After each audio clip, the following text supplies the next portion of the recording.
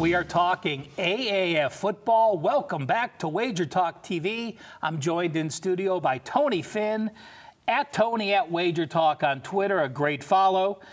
Tony, again, this football league caught a lot of people by surprise. I mean, it has some high-powered people behind it.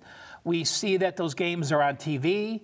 We're using quarterbacks that were cut, but were probably drafted, some free agents. So, you know, the quality of football was up in the air the first few weeks.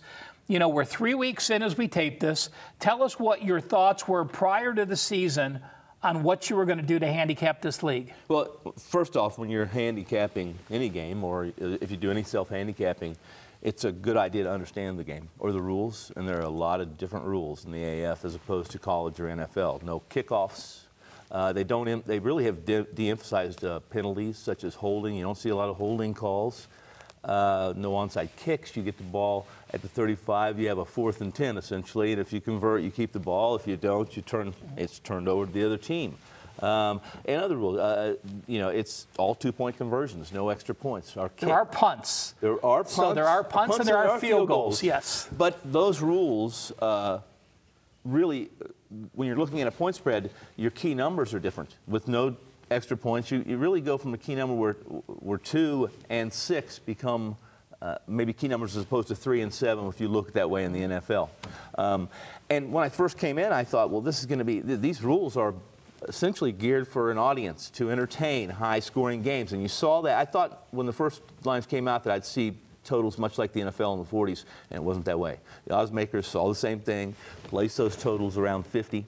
Now they've made adjustments since. They've been burned. Yeah. And like they were wrong. Anything, and this is new, and there's a lot of issues. They thought Christian Hackenberg was going to be able to throw in the new league. That's not the case. The average totals for the first 3 weeks were 36.3, 38.3, and 40.5. And I believe, I mean, we're going to talk about the log guide I did at the end, and there's going to be more, but I believe the totals went 2-2 over under week 1, 1-3, and then 0-4 last week. 9 and 3 overall in the first 12 games. So yeah, again, all 4 under last week. Right. So the defenses are catching up. We're seeing what the offenses can do, and they're making adjustments. Now, we're 3 weeks in. We see a couple 3-0 teams, I believe, and a couple 0-3 teams. So we're seeing the top and bottom.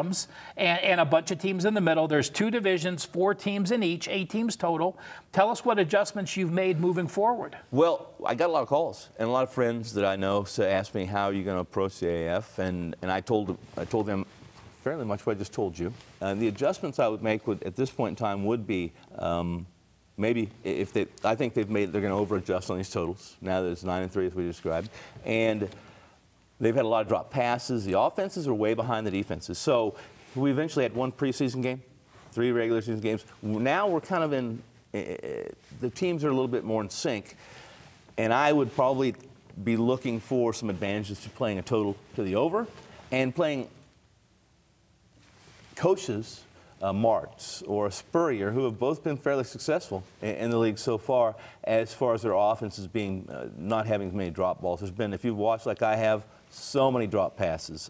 Not so much the average quarterback play. Of course, it's the big difference. But my adjustment would be looking towards a play that has a home team. For instance, home teams have really dominated. They've won by 8.8 points by margin, and playing to the over. That would be the only adjustment. Unfortunately, we have an 8-game, 2-month season. Yeah. 8 games. Yeah. So by the time you get your numbers and you have a good feel for a team, the season's almost over. Yeah, again, but at some point you are making those adjustments. Right. And, you know, just an example, I watched the opener, and I only watched a few minutes. And you said they had 1 preseason game and 1 warm-up scrimmage kind of game. Correct.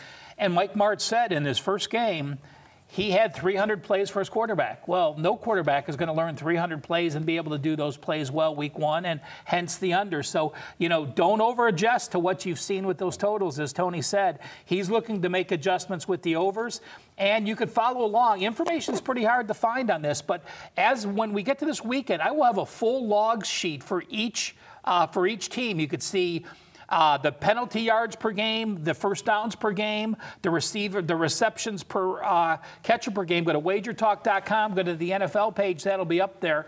And make sure you follow along. Tony, you haven't started handicapping yet. Do you expect any plays coming up at WagerTalk with AAF football? If it happens, it'll happen next week. It won't be this weekend. But I've made some personal investments. I just haven't released any plays yet. Follow you at Tony Finn at WagerTalk, and you'll tell us when you have those plays? Every time. Great, guys. Again, we appreciate it. And make sure you check out WagerTalk, the NFL news page. Get the logs for the AAF. And coming up by this weekend, full stat logs for each team. Be informed when you're betting the AAF Football Alliance League.